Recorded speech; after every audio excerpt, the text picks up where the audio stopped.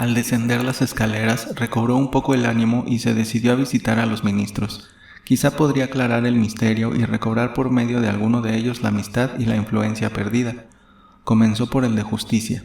El portero se puso enfrente de la puerta vidriera con el picaporte en la mano. «El señor ministro ha dado orden de que nadie entre». «¿Ni yo?», le dijo Bedoya con cierto tono de despecho. «Nadie, más que los ayudantes de la presidencia».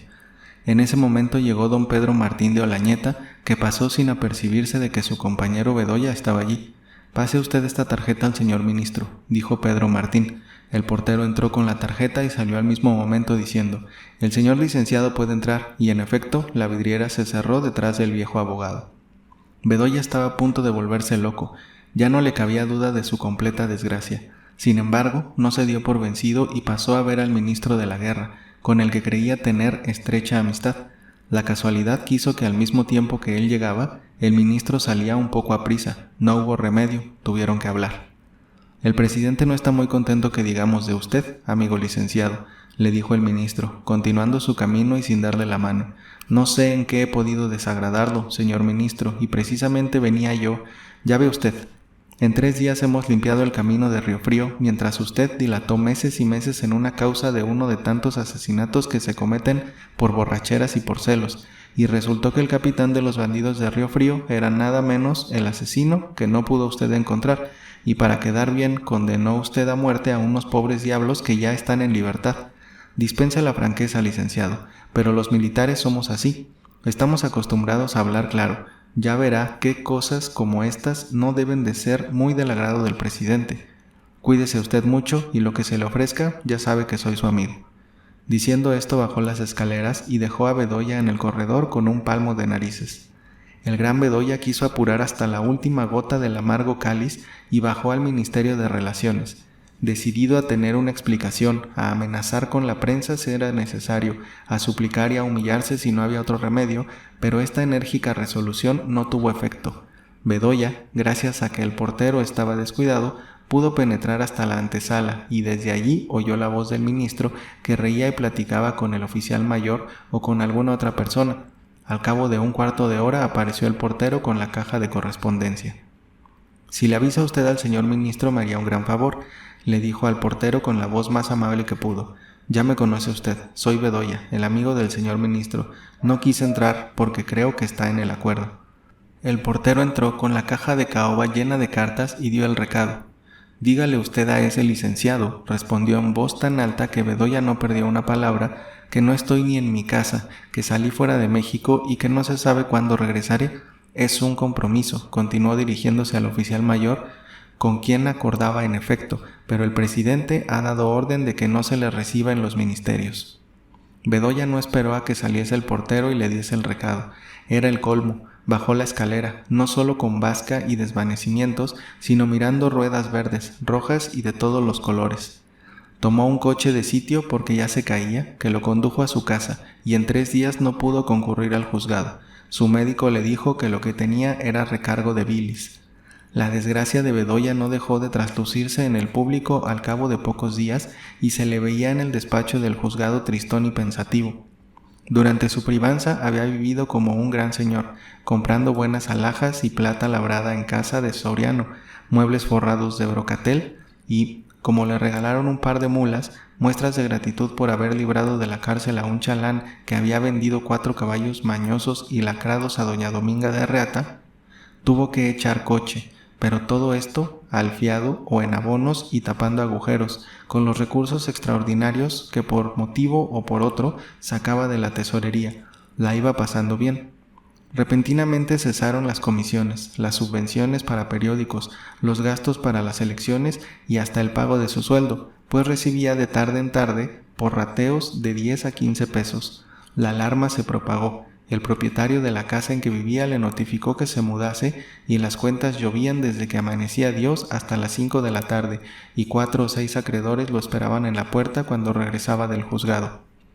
Pero no era esto lo peor, sino que el negocio capital de la restitución de sus bienes a Moctezuma III, en el que habían trabajado sin descanso él y Lamparilla y que estaba a punto de resolverse en su favor, vino completamente abajo.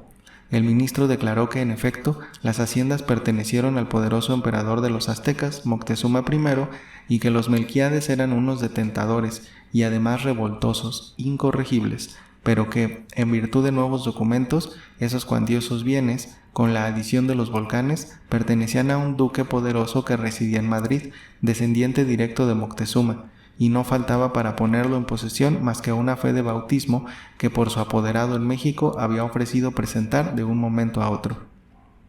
Lamparilla no tenía coche ni el lujo de Bedoya y se sostenía regularmente con las migajas de su condiscípulo y con los negocios que le daba don Pedro Martín de Olañeta, esperando siempre con una paciencia y constancia ejemplares que terminase el ruidoso negocio de los Melquíades para entrar en posesión de las hermosas fincas de la falda del volcán y fijar de un solo golpe su fortuna, casarse con Cecilia y raparse una vida de ranchero rico, abandonando los chismes y los disgustos del foro.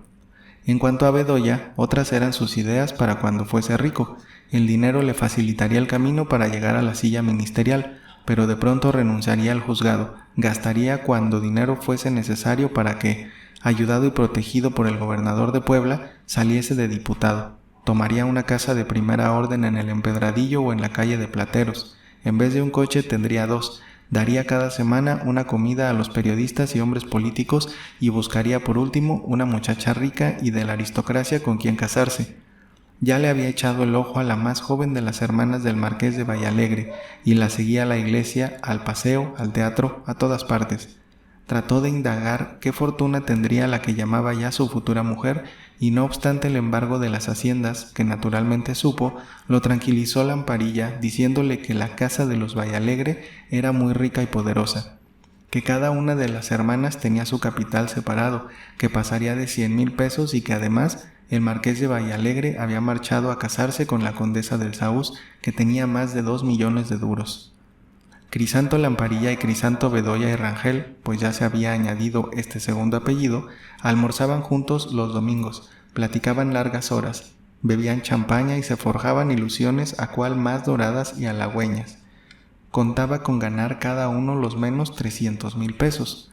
Allá, como cosa extraña y olvidada, hablaban del pobre Moctezuma III de doña Pascuala y de su hijo, que era nada menos que ahijado de Lamparilla. A toda esa gente la contentarían con un rancho. Las mejores haciendas serían para ellos. Pero todo este magnífico castillo de naipes vino a tierra en el momento menos pensado. Sin dañada intención, sin animosidad personal, guiado únicamente por un sentimiento de caridad y de justicia, el licenciado don Pedro Martín de Olañeta había logrado coger en un buen cuarto de hora al jefe supremo de la nación y había derribado el débil pedestal en que se había logrado encaramarse el ya engreído y orgulloso Bedoya, que en su caída arrastró a su satélite y amigo el licenciado Lamparilla. Los dos Crisantos tuvieron un día una conferencia muy seria sobre la situación financiera que guardaban, que no podía ser peor, atendidos los crecidos gastos que tenían que hacer para sostener su rango ante el público y que su desgracia en el palacio no se hiciera popular y cayesen en el más completo desprecio. No nos queda más remedio ni podemos encontrar nuestro modo de vivir más que en la revolución, dijo Bedoya. ¿Pero cómo diablos quieres que hagamos una revolución que pueda echar abajo al gobierno?, le contestó Lamparilla. Somos demasiado insignificantes, estamos completamente aislados, y si nos metemos a valientes, te expones a perder tu juzgado, que por aquí y por allá te da siquiera para comer, y yo la amistad del licenciado Olañeta, que me proporciona negocios y gracias a eso vamos viviendo. Ya se deja entender que nosotros no podemos hacer nada, pero otros lo harían. El tirano de Palacio me ha tirado el guante y es menester recogerlo. No hay enemigo chico. Y ten presente que mientras este ministro esté en el poder, no tenemos ni la más remota esperanza de ganar el pleito de los Melquíades y ponernos nosotros en posesión de los bienes de Moctezuma III. Por este estilo siguieron platicando y formando diversos proyectos que a poco abandonaban por absurdos o difíciles. Por fin resolvieron de cualquier manera comenzar a trabajar y de pronto comenzaron, en efecto, por los anónimos. Lamparilla tenía una maravillosa facilidad para imitar toda clase de escrituras, hasta el grado que la misma persona cuya letra falsificaba afirmaba que era suya. Convinieron, en vez de ir al teatro, encerrarse en la noche en casa de Lamparilla y despachar su correo. anónimos a 2 o 3 gobernadores, imitando la letra del ministro de Gobernación, diciéndoles que la revolución se falseaba, que se pretendía entronizar la dictadura, que 2 de los ministros estaban a favor y 2 en contra, e iban a renunciar sus carteras. Este anónimo recibía su confirmación en un suelto de algún periódico, que sugerían por diversos caminos a alguno de los diarios de oposición. Anónimo a un coronel de un cuerpo, imitando la letra del ministro de la guerra, diciéndole que el presidente desconfiaba de él y lo iba a separar del mando. Anónimo al gobernador de Puebla, imitando la letra del comerciante su amigo, asegurándole que se formaba secretamente una fuerza para caerle el día menos pensado y disolverle sus granaderos. Por este estilo discurrían todas las noches las más atroces mentiras que tenían visos de verdad y se esmeraban en dirigir hasta correspondencia a los estados del interior, donde menos podía averiguarse la verdad. Al principio fue trabajo perdido, pues los que recibían los anónimos o no hacían caso o los rompían y no se volvían a acordar de ellos. Pero poco a poco la desconfianza fue grande en Guadalajara, donde sobraban los motivos de descontento. El comandante general escribió al presidente que no veía muy clara la marcha de las autoridades del Estado, que amenazaba sin saberse exactamente por qué una revolución, y que estando los regimientos en cuadro por la deserción diaria, necesitaba reclutas y algún batallón de toda confianza para que, en caso ofrecido, se pudiera reprimir cualquier intentona. Como de cajón, Vaninelli, que estaba entonces por la costa de Veracruz, fue llamado para marchar a Jalisco con su batallón y conducir 300 o 400 reclutas, y como de cajón también fue el cabo Franco el comisionado por su coronel para coger leva y marchar a la vanguardia. Ya que hemos hecho conocimiento con el cabo Franco en el monte de Río Frío y en las carboneras de los enmascarados, diremos algunas palabras más sobre él. Sus padres eran de humilde nacimiento, la madre costurera, el padre sacristán, los 2 de color oscuro y pelo negro, el hijo muy blanco, rubio y de ojos azules, el padre y la madre muy quietos, tímidos y devotos, y el hijo vivo, sagaz, turbulento y atrevido. Mientras estuvo en la escuela, donde aprendió a leer y a escribir bien en la mitad del tiempo que cualquier otro muchacho, no había día que no riñese y golpease a alguno de sus condiscípulos. El mismo maestro le alzaba el pelo hasta que al fin se hizo el ánimo y lo despidió de la escuela. El día que los padres lo quisieron poner en un colegio, se largó de su casa, se fue a presentar a un regimiento y sentó plaza de pito. ¿Por qué se fue al regimiento y sentó plaza de pito? La explicación es muy fácil. Así como Lamparilla tenía particulares aptitudes para enredar los negocios e imitar cualquier letra, Francisco, que por abreviatura le llamaban Franco, la tenía para golpear y vencer a cualquiera que se le ponía delante y para tocar cualquier instrumento de viento. Con un carrizo hacía una flauta y tocaba como cuentan que, allá en remotos tiempos, tocaba Apolo. Con un pedazo de papel hacía una corneta y como además era aficionado en extremo a los soldados, no desperdiciaba ocasión de seguir a los guardias que se relevaban en palacio, ni de asistir al ejercicio de fuego que hacía la tropa en los potreros, acompañando con sus instrumentos de papel y madera que él mismo fabricaba los toques de ordenanza. Concluyó por conocer y trabar amistad con los muchachos de las bandas y entraba y salía a los cuarteles como si fuera su casa. Todo esto lo ignoraba el inofensivo sacristán y no se enteró de ello sino cuando fue a reclamar a su hijo al cuartel. Ya estaba afiliado, rapado y con su uniforme y no hubo remedio. El coronel fue inflexible y el muchacho, que tocaba admirablemente el pito, se quedó de soldado. No tardó en tener una camorra con los otros pitos.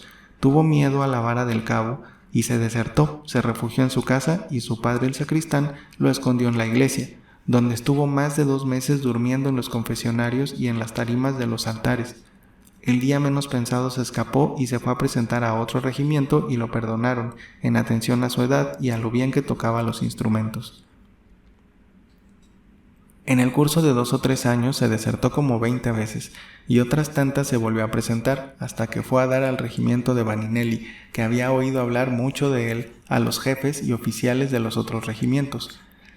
«Yo sé la casta de pájaro que es», le dijo Vaninelli tirándole las orejas. «Te voy a admitir cerrando los ojos sobre tus muchas deserciones, pero conmigo no juegas. A la primera vez que faltes del cuartel te mando dar 25 palos, y si consumas deserción, te busco aunque te ocultes en los profundos infiernos y de allí te saco y te fusilo. Piénsalo bien, Ya no eres un muchacho, sino un hombre. Si no te agrada, vete. Nada te sucederá, te lo aseguro, y procuraré tu licencia absoluta para que ninguno te pueda perseguir. Franco se quedó pensativo unos 5 minutos y después respondió: Mi coronel, me gusta su genio de usted. Me quedo y convenido. El día que me deserte, haría usía bien de fusilarme. No diré ni esta boca es mía. Desde ese momento Franco ganó la confianza y el cariño del coronel y no pasó mucho tiempo sin que lo ascendiese a cabo y le dispensase toda su confianza. Lo más difícil, lo más peligroso y lo más atrevido se encomendaba a Franco, y ya hemos visto cómo se portó en la expedición contra los bandidos de Río Frío. Vaninelli le cumplió la palabra que tan ligeramente le dio en la montaña. No era fácil que de un salto pasase de cabo a capitán y no le costó poco trabajo.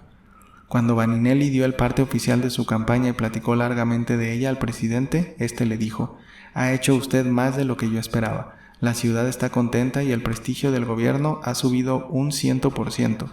Los ministros extranjeros me han hecho una visita y las narices de la inglesa, que ya está casi buena, nos han costado una friolera.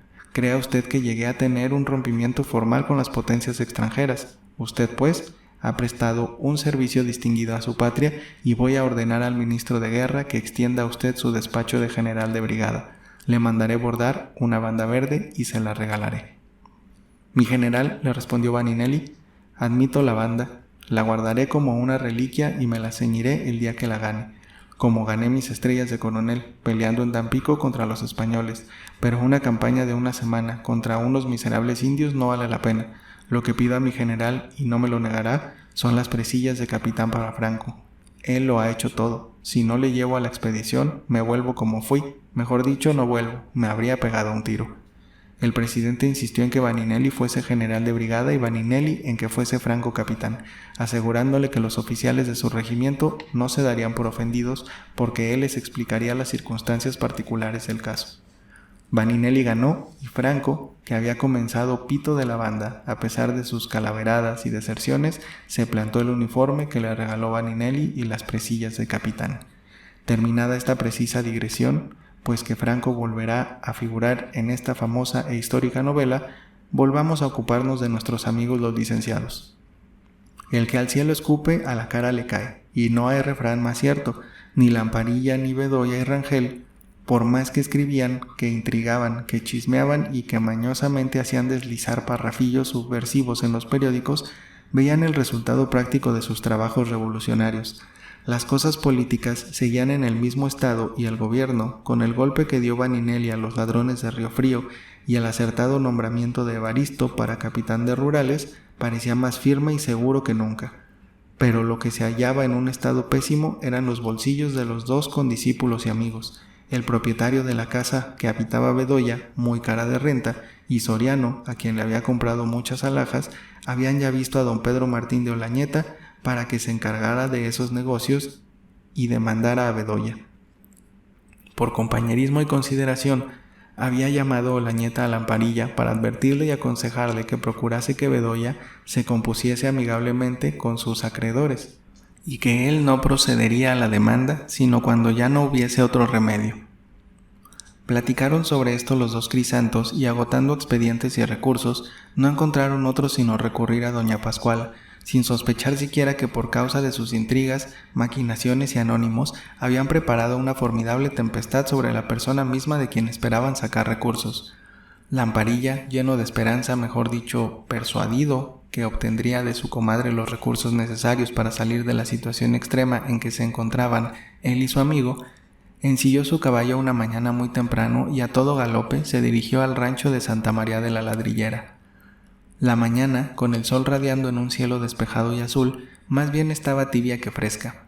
Al acercarse Lamparilla al rancho que hacía mucho tiempo que no visitaba, hirieron sus ojos los bien cultivados campos, donde a impulsos de un viento suave se balanceaban las airosas y verdes cañas de maíz que se doblaban y parecían quebrarse con el peso de los grandes elotes que ya dejaban ver sus tornasolados cabellos, las tablas de cebada con las espigas cuajadas de granos, los asnos gordos y los caballos lustrosos y bien cuidados que pastaban en el cerro. Se acercó más y la casa pintada de nuevo de colores vivos, con su pequeño y florido jardín delante de las ventanas y los perros y cordilleros blancos corriendo y saltando por allí cerca, Presentaban un aspecto tan apacible y tan encantador que parecía otro rancho distinto del que tuvo ocasión de conocer el lector con motivo de la enfermedad de doña Pascuala y de las visitas que le hicieran las brujas. Todo esto era el resultado visible del trabajo de los que habitaban el rancho.